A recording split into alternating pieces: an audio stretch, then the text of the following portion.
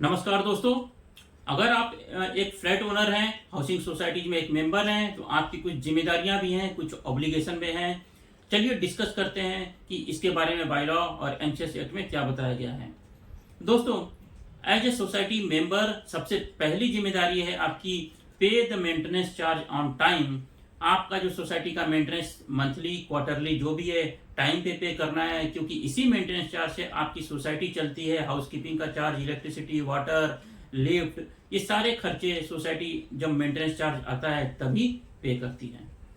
Attend the general body meeting.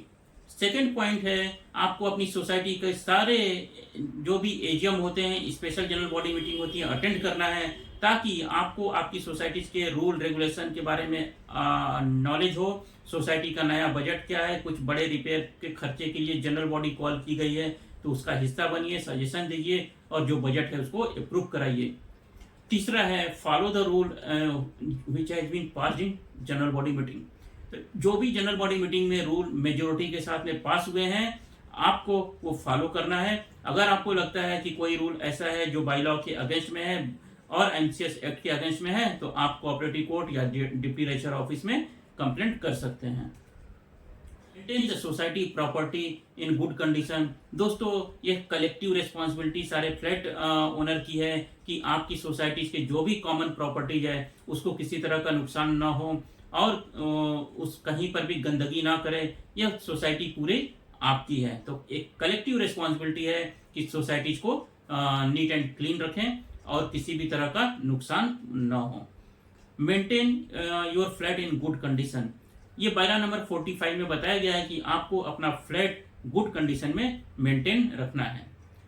Next है provide necessary information to society.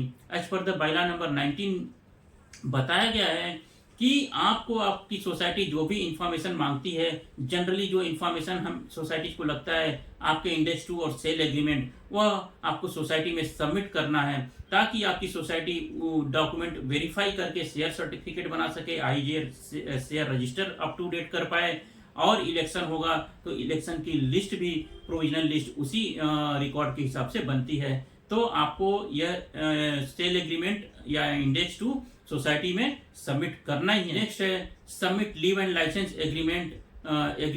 As per the bylaw number 43 आपको society को 8 दिन पहले intimate करना है अगर आप रेंट पे दे रहे हैं तो, और सोसाइटी में leave and licence agreement police verification submit करना है। रिड्रेसल ऑफ मेंबर कंप्लेंट जो कि सबसे इंपॉर्टेंट है। दोस्तों, ये समझ लीजिए जो मैनेजिंग कमेटी है वो एक सोशल वर्क कर रही है, वह किसी की नौकर नहीं है। तो आपको किसी भी तरह के कंप्लेंट को लेकर के किसी भी कमेटी के मेंबर के डोर को नॉक नहीं करना है, ना ही उनके घर पे जाके कंप्लेंट करना है।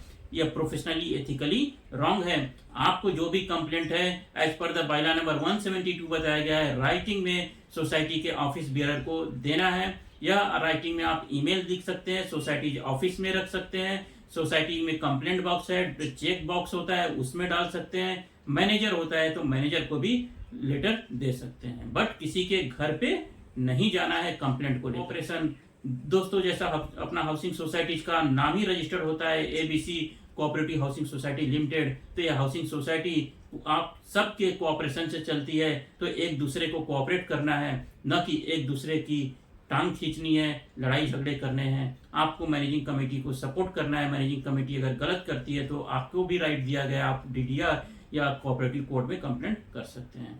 तो दोस्तों, इस वीडियो में इतना ही। मिलते हैं नेक्स्ट वीडियो में। ऐसे इंफॉर्मेटिव वीडियो को आप ज़्यादा से ज़्यादा लोगों तक पहुंचाइए, शेयर करिए, और ताकि लोगों में बायला रिलेटेड अवेयरनेस ज़्यादा से ज़्यादा हो और आपकी सोसाइटी हैप्पीली स्मूथली रन हो। जय हिंद।